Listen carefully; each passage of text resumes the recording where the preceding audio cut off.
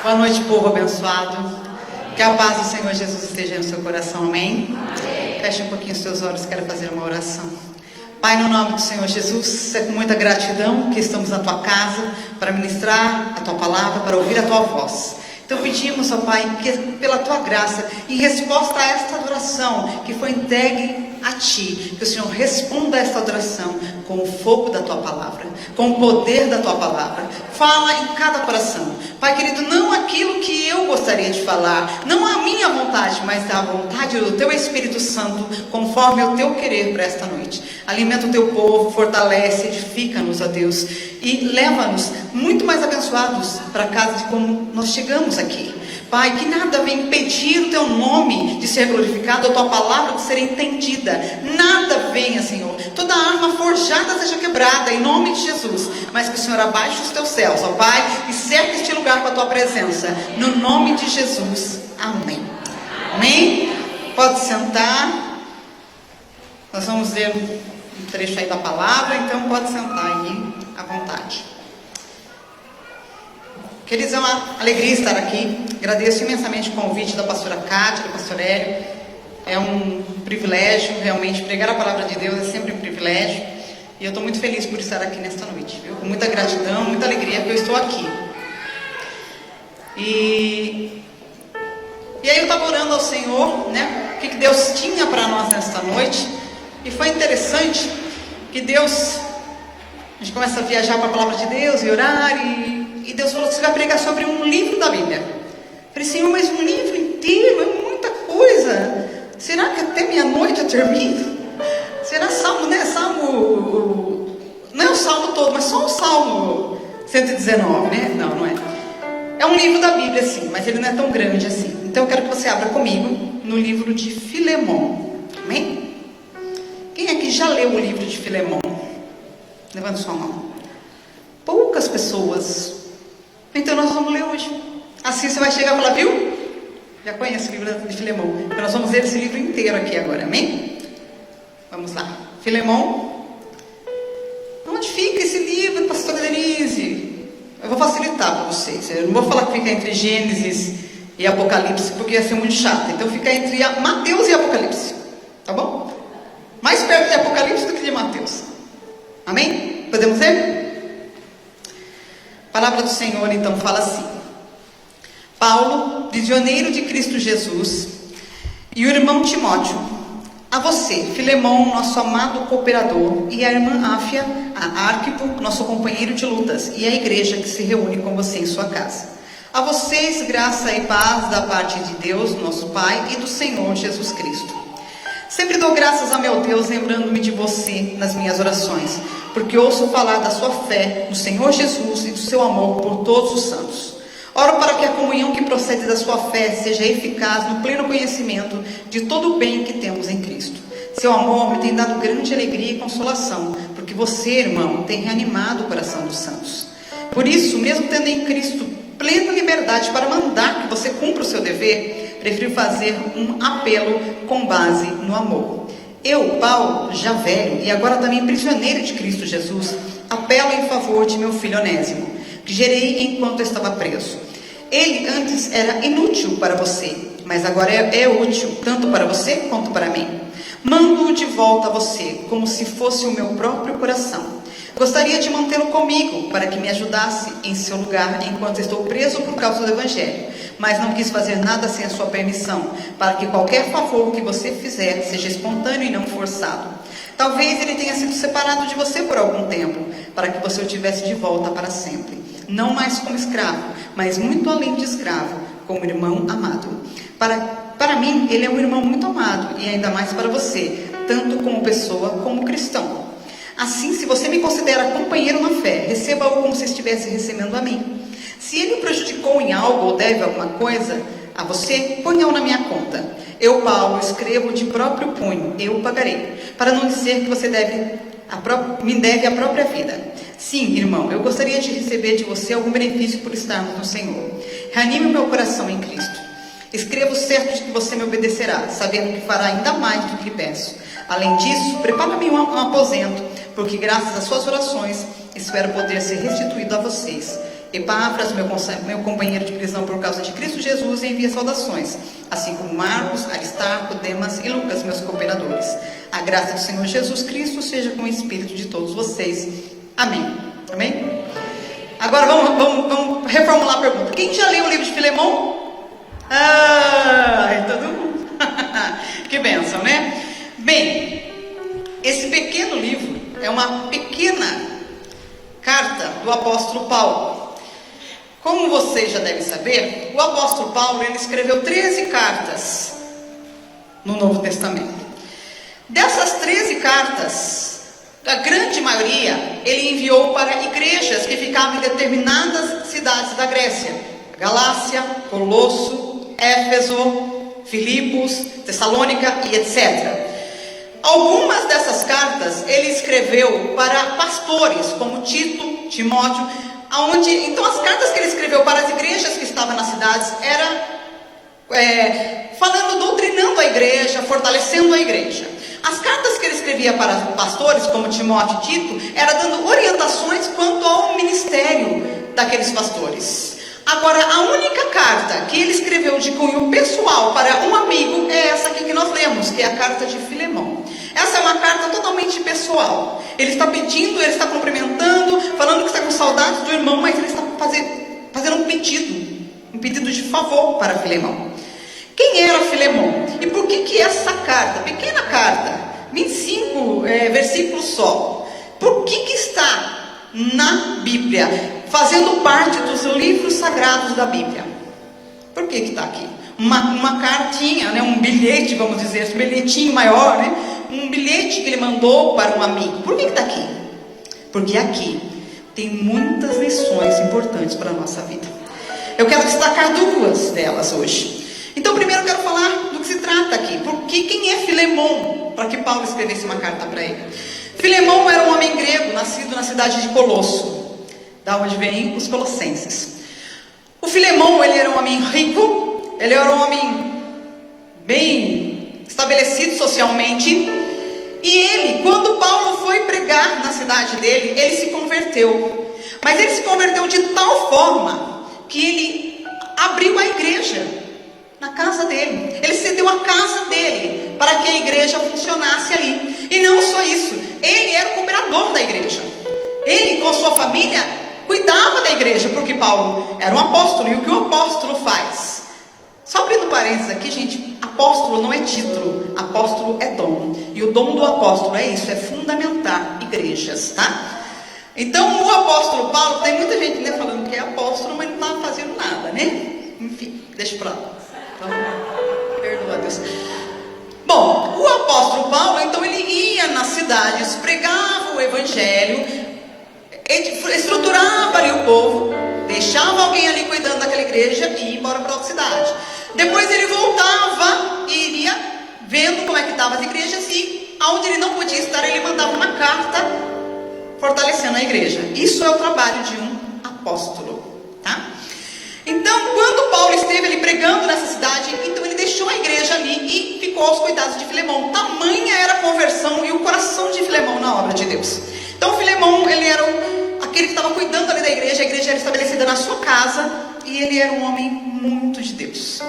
Mas daí agora você pode levantar uma lebre aí na sua mente e falar: se ele era esse homem de Deus mesmo, pastora Denise que está falando, você acabou de falar, de ler aqui que ele tinha um escravo. Como isso? Se ele era homem de Deus, não podia ter escravo. Então deixa eu explicar para você como é que funcionava a escravidão naquela época. Como é que funcionava? Desculpa se eu estou sendo chata, mas eu tenho que explicar isso para você, porque você entenda o que é que Deus quer com você e o que Deus quer comigo também.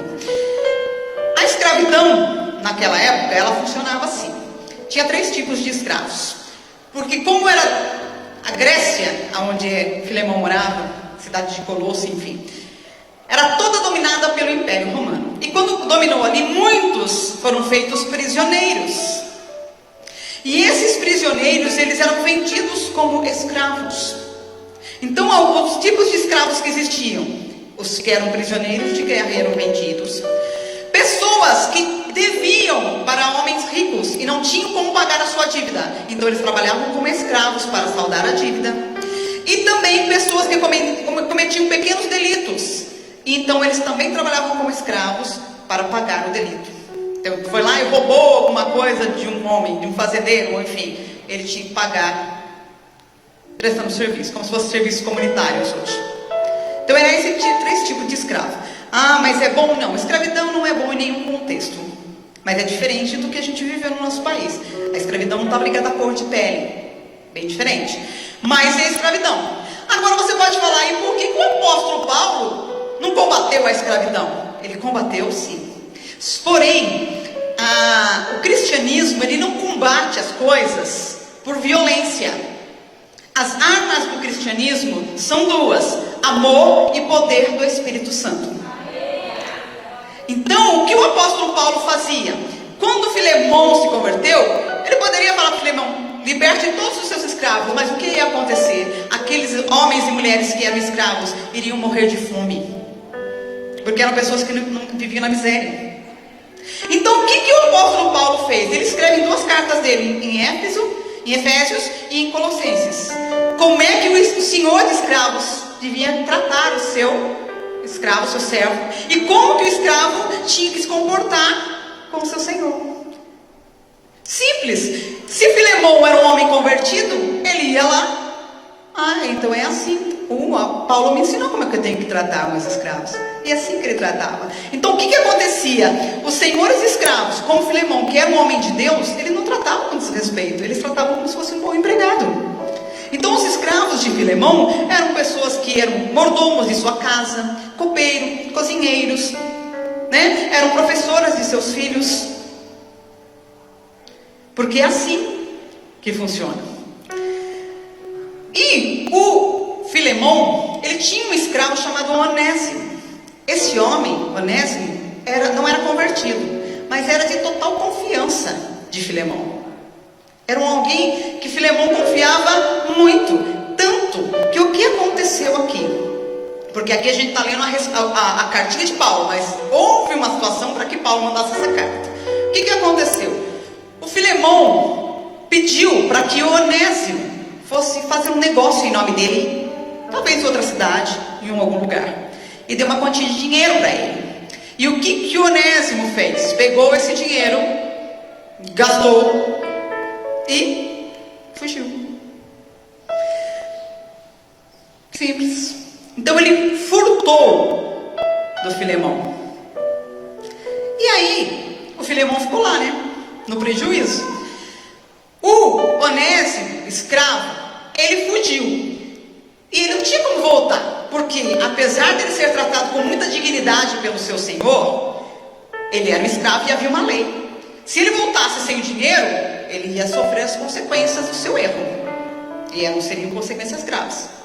Então ele, perna partiqueira, ele vazou. E ele foi parar, sabe aonde? Lá em Roma, onde o apóstolo Paulo estava preso. E chegando lá, era uma prisão domiciliar. Então era uma prisão boa? Não, era uma prisão romana, horrorosa. Porém, era permitido que ele recebesse pessoas, tá? É lá que Paulo estava. Quando ele chega lá, ele vai lá e fala para o apóstolo Paulo o que tinha acontecido com ele, o que ele tinha feito. Ele sabia que o apóstolo Paulo conhecia o senhor dele, Filemão. Aí Paulo conversa com ele, Paulo evangeliza ele, ele se converte, e depois de um tempo Paulo fala: você tem que voltar para a cidade de Colosso, para o seu senhor, para Filemão, você tem que voltar. Aí ele fala: mas se eu voltar assim, eu vou estar lascado, né? Ele falou assim: não é assim também. Eu vou escrever uma carta para ele, você vai levar nessa carta, e você vai entregar essa carta para ele. E é aí que ele escreve essa carta que a gente acabou de ler, falando que está com saudades, que ouve falar muito bem de Filemão e pedindo essa gentileza. E aqui ele fala algumas coisas interessantes. Ele fala: olha, eu peço que você o receba como se estivesse recebendo a mim. Se ele está devendo para você, porque ele roubou de você, ele não tem como pagar, mas pode colocar na minha conta, quando eu for aí, de uma forma ou de outra eu vou te pagar. E não receba ele mais como escravo, receba como irmão, porque ele se converteu. Foi isso que Paulo fez. Agora você vai falar assim para mim: tá bom, pastora Denise, e eu, Kiko? O que eu tenho que ver com isso? Problema do Paulo, do Filemão, do Onésimo, sei lá. Então eu digo que nós temos tudo a ver com isso. Quem é o Onésimo aqui nessa história? Vamos começar por ele. Como eu falei, tem duas lições. A primeira lição que nós aprendemos aqui vem com Onésimo. Sabe quem é Onésimo aqui? Somos eu e você. Mas nós somos escravos, pastora Denise? Não. Por causa do significado do nome Onésimo. Onésimo significa útil. Útil, aquele que é útil. Nós somos onésimos de Deus. Porque quando Deus nos criou, Ele olhou para o ser humano e Ele ficou muito feliz. A Bíblia fala que tudo que Deus criou, Ele falou que foi muito bom, que foi bom. Mas quando Ele criou o ser humano, Ele falou foi muito bom. Porque quando Deus nos criou, Ele olhou para nós e falou: é a coroa da criação. É muito útil para a minha glória, para o louvor da minha glória. É alguém que eu confio, alguém que vai ficar comigo. É alguém que eu vou ter um relacionamento. Então nós somos onésimos de Deus. A criação de Deus que Deus criou para ser útil, para a glória dEle. Mas o que aconteceu com nós, os onésimos de Deus? O que a gente fez? Ah, pastora, não fui eu, foi Adão e Eva. A gente não pega, só Adão e Eva que pisa na bola, né? Nós erramos, nós desonramos a Deus pelo nosso pecado. Porque assim como Filemão confiava em Onésimo para deixar tudo ali na mão dele, Deus também confiou no ser humano para deixar tudo ali e falou: eu confio que você não vai me decepcionar. Mas o que é que o ser humano fez? O que é que nós fizemos? Nós decepcionamos a Deus. E quando nós pecamos, o que a gente faz? A gente corre: ai Deus, não. Quando nós pecamos, nós fazemos igual Onésimo. A gente foge da presença de Deus. A gente corre da presença de Deus. Muitas vezes nós estamos aqui nesta noite como Onésimo, não o Onésimo útil, mas útil como o Onésimo inútil. Muitas vezes nós estamos aqui nesta noite, dentro do templo, mas longe da presença, porque nós fizemos alguma coisa que desagrada a Deus. Nós desagradamos a Deus, mas nós não chegamos até Ele para acertar, porque a gente não consegue se perdoar, porque a gente não consegue chegar para Deus, não tenho cara para chegar para Deus e conversar com Ele por causa do que eu fiz. E às vezes a gente está assim, a gente está fugindo da cidade onde Onésimo estava, em Colosso. Da Roma era longe, era muito longe. Então ele foi o mais longe que ele pôde do seu Senhor. E muitas vezes nós, por causa do nosso pecado, nós vamos muito longe de Deus. Estamos caminhando longe de Deus. Mas o que acontece aqui? Porque o Filemão aqui, ele também representa alguém. Filemão representa Deus. Por que eu digo isso? Pelo próprio significado do nome Filemão, que significa aquele que sabe amar, aquele que sabe dar amor. Se há alguém que sabe amar e dar amor, se chama o nosso Deus, não é? Ainda que a gente o decepcione, ainda que a gente esteja sendo inútil, Ele ainda nos ama, Ele ainda quer um relacionamento conosco, Ele não desiste de nós. E Filemão, ele representa Deus, aquele que ama, aquele que, porque ele estava dando todo o amor, todo o respeito, tratando o Onésimo com toda a dignidade. Mas o Onésimo fugiu, porque não foi o Filemão que descobriu o erro de Onésimo e falou: foge, some da minha presença, suma da minha casa. Não foi. Foi o Onésimo que errou e fugiu. Não é Deus que solta a minha mão e a sua mão, nós é que soltamos a mão de Deus. E foi isso que aconteceu. Aí pau significa pequeno. E ele representa Cristo, que se fez pequeno por nós. Porque aqui nós percebemos que o Onésimo, quando ele chega para Paulo, Paulo o acolhe, Paulo evangeliza, enfim, prega para ele. E aí, Paulo faz aquilo que ele mesmo fala lá em Coríntios, 1 Coríntios 11, 1. Sede meus imitadores, como eu sou de Cristo. E aqui nós vemos Paulo imitando a obra de Cristo, guardadas as devidas proporções, é lógico. Mas nós vemos Paulo fazendo o que Cristo fez com o pecador. Porque ele chega para Onésimo, acolhe Onésimo. E quando Onésimo está arrependido e convertido, ele vai até Filemão através de uma carta e ele intercede. E ele fala assim: olha, Filemão, ele foi inútil, mas agora ele vai ser útil de novo. Olha, Filemão, receba ele como se você recebesse a mim. Filemão, se ele deve alguma coisa, eu vou pagar a conta. Não receba mais como escravo, mas como irmão. Quando eu peco, o que é que Jesus faz por mim? Por você? Ele chega para Deus e fala assim: Pai, recebe a Denise, não como uma criatura, mas como filha. Se a Denise pecou e está devendo, eu pago, Pai. E foi isso que ele fez. Ele pagou com o sangue dele a nossa dívida com Deus. Eu vou pagar o que ela está devendo. Eu vou pagar. Receba, Pai, a Denise como se recebesse a mim. Porque não é essa a oração de Jesus? Como tu me amas, ama eles também. Como recebeste a mim, recebe a eles também. Não é essa a oração de Jesus por nós? Foi isso que Paulo fez. Ele fez a mesma obra que Cristo fez, como eu falei, de uma outra forma, mas ele mostrou como é que tinha que ser. Então, se você está aqui hoje sentindo-se como um Onésimo, sentindo-se longe da presença de Deus, talvez você está aqui porque alguém te convidou, né? Um amigo, um parente te convidou, mas eu digo para você, foi o Espírito Santo que te convidou para estar aqui hoje. E se você está aqui hoje e você fala: eu fiz coisas e eu me sinto longe de Deus, vá até Cristo, porque Ele te reconcilia com o Pai. Porque aquilo que você deve para Deus, Ele já pagou.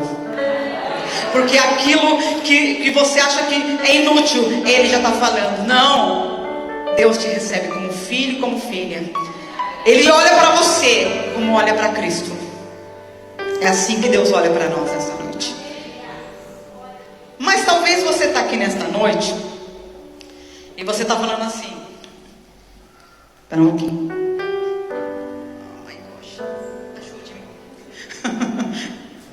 Please. Tá vendo? Tem que ser um moço forte, né? Tá bom. Muito obrigada, Deus te abençoe. Já ganhou seu galardão, viu? Talvez você está aqui nesta noite falando assim: pastora Denise, muito legal. Tô amando, está falando um negócio bom, bonito. Porém, eu não sou Onésimo. Eu já fui, mas agora eu estou tão firme com Deus que eu pareço uma gelatina. Não, gelatina não. Eu estou tão firme com Deus. Eu estou uma bênção, eu ando em santidade, pastora Denise. Então essa palavra não é para mim? Ok, vamos entrar na parte 2 da mensagem então. Amém? Se você está falando: não, eu estou... Amém, glória a Deus pela sua vida. Mas agora eu quero entrar na parte 2 da palavra. Como eu falei, primeiro eu falei de Onésimo. Agora eu quero bater um pouquinho a tecla no Paulo, no apóstolo Paulo. O apóstolo Paulo, como eu falei, ele estava lá na prisão, em Roma.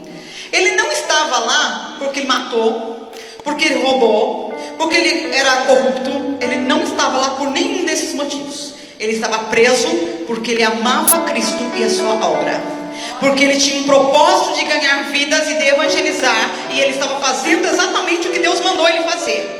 E ele foi preso por causa disso. Não tinha motivo nenhum que ele causasse algum crime para ele estar lá, mas ele estava lá. E agora eu quero também dar um tema para esta mensagem: problema versus propósito. Quem é que vence? Entre os problemas e o propósito, quem é que vence na sua vida e na minha vida? E é esse o tema da mensagem desta noite. E agora eu quero falar um pouquinho então sobre o Paulo. Ele estava lá, preso, ele não sabia o que ia ser dele ali,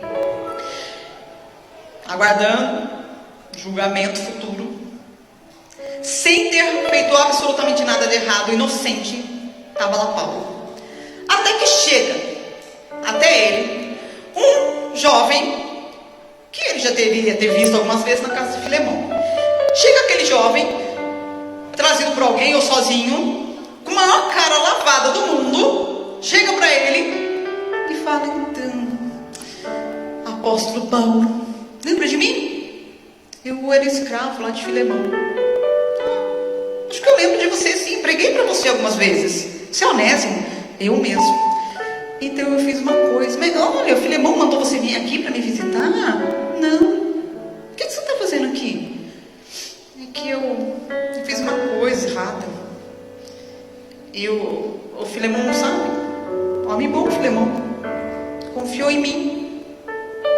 E eu peguei o dinheiro dele, gastei e fugi. Só que agora eu não tenho para onde ir. Você pode me ajudar? Paulo poderia olhar para Filemão, para Onésimo, e falar: meu querido, ema, cada um com seus problemas. Não tem nada a ver com isso. Você que roubou, você que fugiu, você que lute.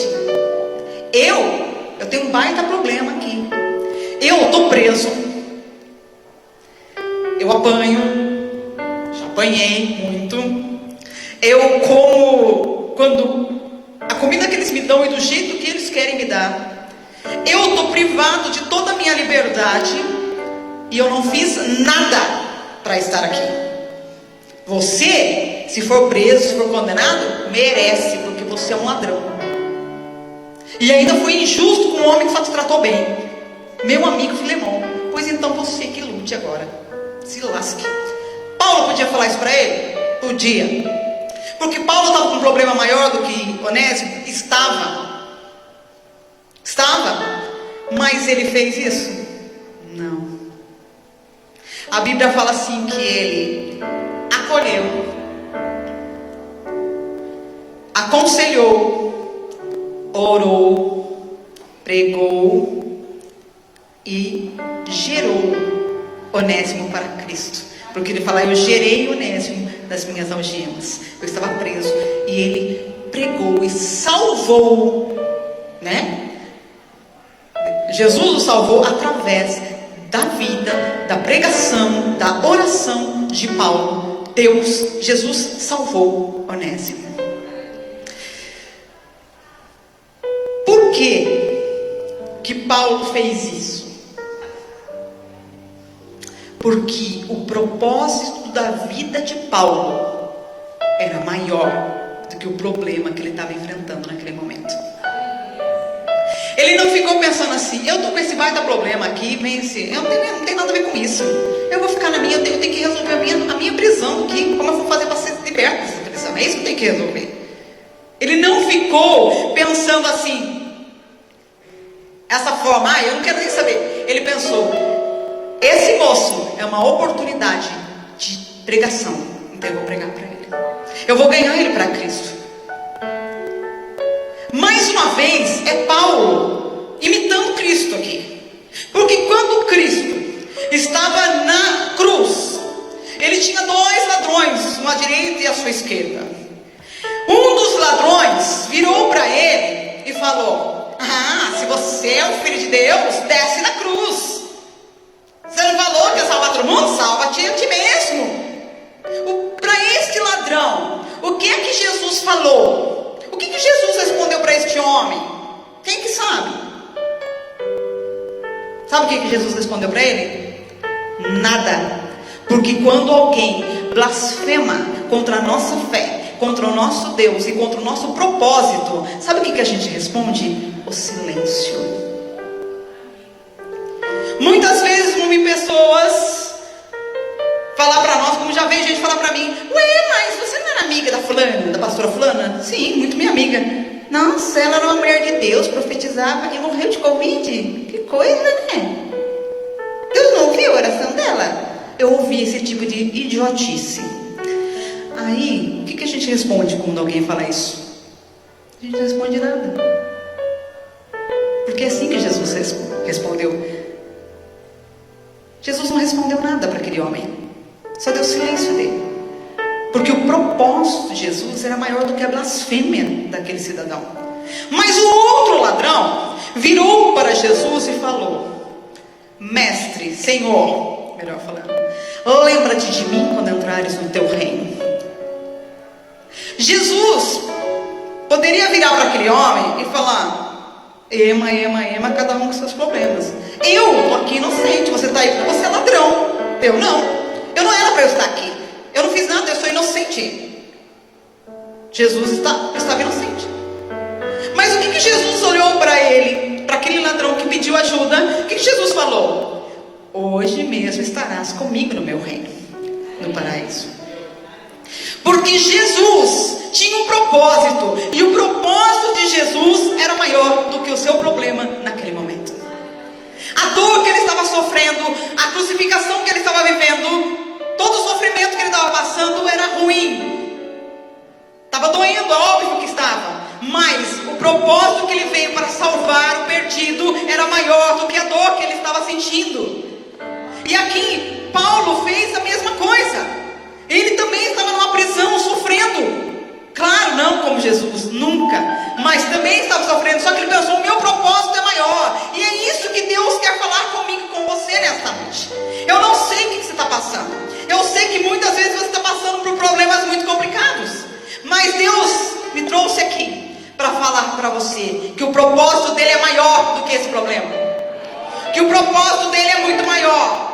Que esse problema não vai matar o propósito de Deus na sua vida. Então, nós temos que entender: Deus, eu estou com problema. E às vezes nós fazemos isso. A gente está com problema, a gente se fecha, não é? Naquilo, e fala, se fecha numa redoma e fala: pronto, não posso. Não. Deus permite sim dores na nossa vida, para que a luz dele possa resplandecer. Aí você pode falar assim: mas qual que é o meu propósito? Eu não sei qual é o meu propósito. Então eu vou dizer para você: todos nós nascemos com propósito. Porque Deus é assim. Deus não pensou assim: nasceu, pastora Kátia nasceu, vou dar um propósito para ela. Não. Muito pelo contrário. Deus pensou: eu tenho um propósito, vou gerar a pastora Kátia. Está entendendo? Você não nasceu e depois recebeu um propósito. Não, porque Deus tinha um propósito, ele te gerou e ele me gerou. Então você tem um plano de Deus para estar aqui e para ser quem você é. Agora as lutas vêm, as dores vêm, o problema vem, mas é para o propósito resplandecer. É para Deus ser exaltado através disso. Aqui nós vemos Jesus falando para os seus discípulos que eles eram sal e luz. Quem é discípulo de Jesus? Então todos nós, mesmo que você fale: não sei qual é o meu propósito, eu já estou falando, é ser sal e luz. Se o sal ele não der sabor aos alimentos, para que ele serve? Para nada. A Bíblia fala assim: vai ser pisado pelos homens.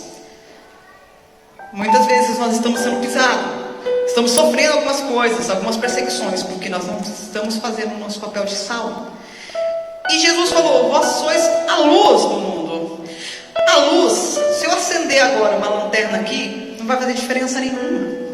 Mas se eu tirar todas as luzes, apagar todas as luzes desse templo e acender uma lanterna, todo mundo vai olhar para a lanterna. Ok? Por isso que Deus permite um pouco de trevas na nossa vida, para que a luz dele possa resplandecer, para que a luz dele possa brilhar. Então, quando você tiver, mas pastora Denise, você não, tá difícil o que eu estou vivendo.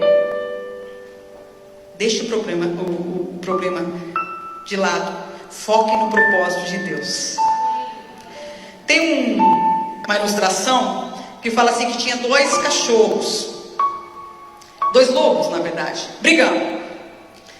E aí um rapaz, olhando aquela briga, perguntou para um velho sábio: briga feia, né? Qual dos 2 você acha que vence?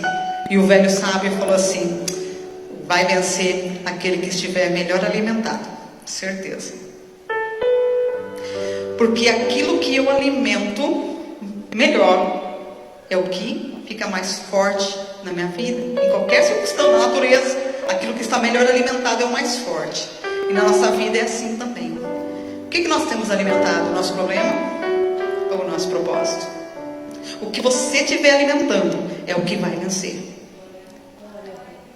Aqui nós vemos o apóstolo Paulo e o exemplo de Jesus também, alimentando o seu propósito, passando por cima do seu problema, alimentando o seu propósito e fazendo aquilo que Deus queria que eles fizessem. Então, e o que foi então? O que aconteceu com o apóstolo Paulo? Ele saiu daquela prisão, saiu de lá, escreveu outras cartas abençoadas, evangelizou muita gente ainda, e depois morreu lá no futuro. O que aconteceu com o Onésimo? Voltou para Filemão, se tornou uma bênção e cooperador da igreja de Colossos. Se você ver lá no final da carta de Colossenses, você vai ver isso. E o Filemão continuou ganhando vidas na casa dele e sendo um grande homem de Deus, porque o propósito foi maior. O propósito foi maior. Aí você pode falar assim: pastora Denise, tá ótimo, você deu o exemplo de Paulo, mas Paulo é Paulo, né? Paulo é Paulo. Você deu o exemplo de Jesus, mas Jesus é Jesus, né? Incomparável. Mas eu sou eu. Sou o 28º depois de ninguém. Então eu vou dar mais um pequeno exemplo de alguém que não tem nada a ver com isso que eu preguei, de alguém que não tem nenhum nome escrito na Bíblia. O nome dessa pessoa nem é citado, mas para você ver como o propósito tem que ser maior do que o problema. Lá no Velho Testamento, no livro de Reis, 2 Reis capítulo 5, fala de uma garotinha que ela tinha sido levada escrava. A Bíblia fala que era uma menina, e ela foi levada escrava pelo exército da Síria.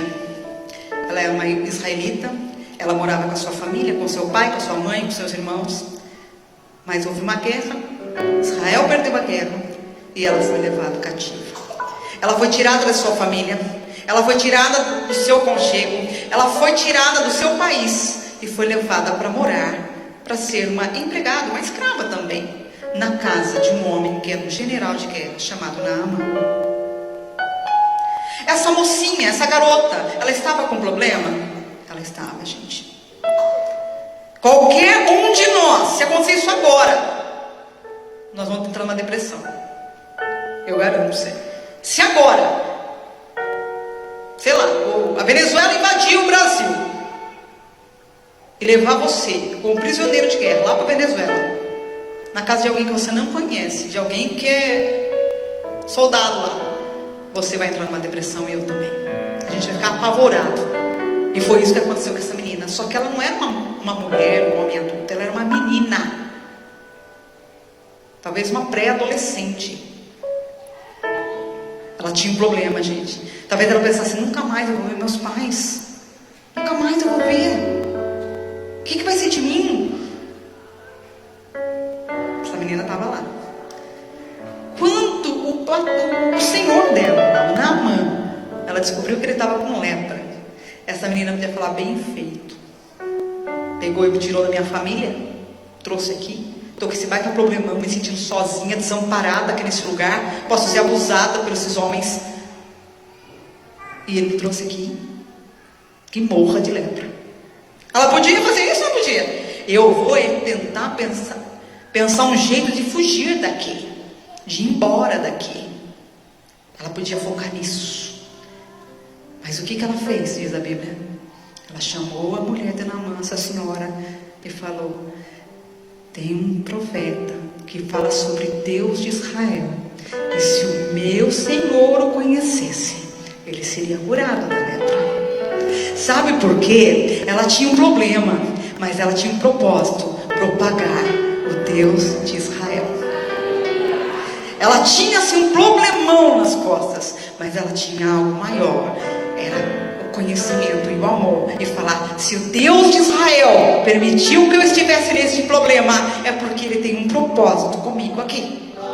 E o propósito vai ser cumprido, porque eu vou abrir a minha boca e vou falar. Então, por que eu estou dando exemplo de uma menina que tem o nome e não consta? Porque às vezes você fala assim: isso acontece com o apóstolo Paulo, com Jesus, com João, com sei lá quem, com os grandes da Bíblia, com Davi, né? Não, isso acontece com quem nem tem o nome na Bíblia. Porque quando Deus tem um propósito, Ele tem um propósito. E quando a gente alimenta o propósito, a gente vence. A gente vence. Porque o que aconteceu com a mocinha? A gente não sabe. Mas uma coisa a gente sabe: o Naamã se converteu. E voltando convertido para casa, com certeza as coisas foram muito melhores para ela. Eu não sei, vou conjecturar, mas eu acredito que deu liberdade para ela e deixou ela voltar para Israel, para a família dela. Eu não sei, mas eu tenho uma forte convicção que isso aconteceu. Quando chegar no céu eu vou perguntar direitinho. É verdade, né? A possibilidade é grande, muito grande, dela ter sido devolvida para sua família. O que vence na sua vida? Propósito ou problema? Feche os teus olhos um pouquinho. Feche sua fronte. Feche os teus olhos. Eu quero fazer uma oração. Eu quero fazer 2 orações específicas, se os pastores me permitem. Primeiro, lembrando da primeira parte, eu quero... vou fazer isso. Vou convidar você para vir à frente. Mas primeiro, não precisa ver. Primeiro eu só vou pedir para você dar um aceno para mim. Porque eu não quero constranger ninguém. Porque eu não quero que você se sinta exposto, tá? Pela essa primeira oração que eu vou fazer. Então eu quero que todos com os olhos fechados. Então você que tem se sentido como o Onésimo, você tem se sentido longe de Deus, eu quero que você levante sua mão. Não precisa se sentir constrangido, porque aqui não existem juízes, aqui existem pecadores que foram lavados pelo sangue. Então, se você se sente como Onésimo, mesmo dentro da igreja, você se sente longe de Deus, hoje Deus te acolhe através de Jesus. Então, se você se sente assim, só levante sua mão para eu saber que você está entendendo, e eu vou orar com você. Amém? Amém. Pai, no nome de Jesus, eu quero apresentar diante de Ti essas pessoas que estão aqui agora. Pai, sem constrangimento, mas existem vidas aqui que se sentem longe de Ti.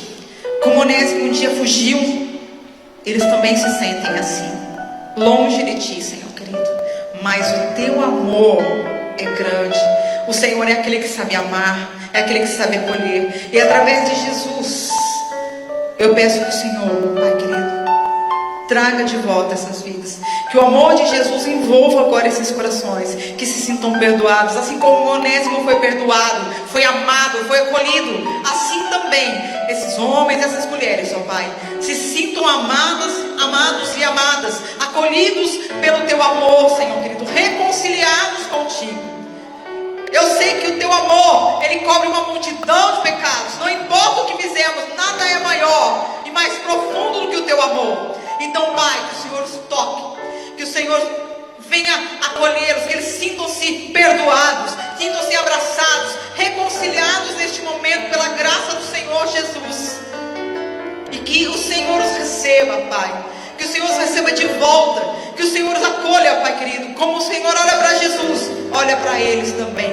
Em nome de Jesus eu te peço, Pai, sabendo que o Senhor vai além. O Senhor, o teu amor, ele vai além. Então que o Senhor os alcance e que eles possam sentir o teu perdão e a tua graça neste momento. É que eu te peço, Senhor, no nome de Jesus. Amém. Agora eu quero fazer uma outra oração.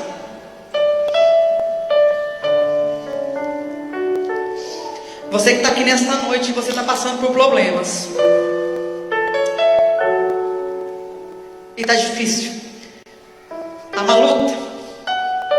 Mas você está falando para Deus: eu quero que o propósito vença. Me fortalece para que o teu propósito vença. Você que está se sentindo assim, você está passando lutas, está passando por problemas, mas você está falando para Deus: eu quero que o Senhor me fortaleça para que o seu propósito vença na minha vida. Eu quero que você saia do seu lugar e venha até aqui ao altar. Eu quero orar com você. Agora sim você pode vir, porque a primeira oração não queria constranger ninguém, mas agora você não está sendo constrangido. Você está pedindo: Deus, eu quero fortalecimento para que eu possa ficar firme no propósito, para que eu possa ser usada no meio dessa tribulação, eu possa ser usado por ti. Como Paulo foi, como Jesus foi, e como aquela menininha foi. No meio da luta, da tribulação, eles foram usados. Então me usa, Senhor. Me usa, Senhor. Me usa, Senhor. Porque a luta é grande, mas o teu propósito é que vai vencer. Amém? E hoje você vai estar alimentando o propósito. É isso que você está fazendo agora. Você está alimentando o seu propósito. E quando você alimenta o seu propósito, ele vence.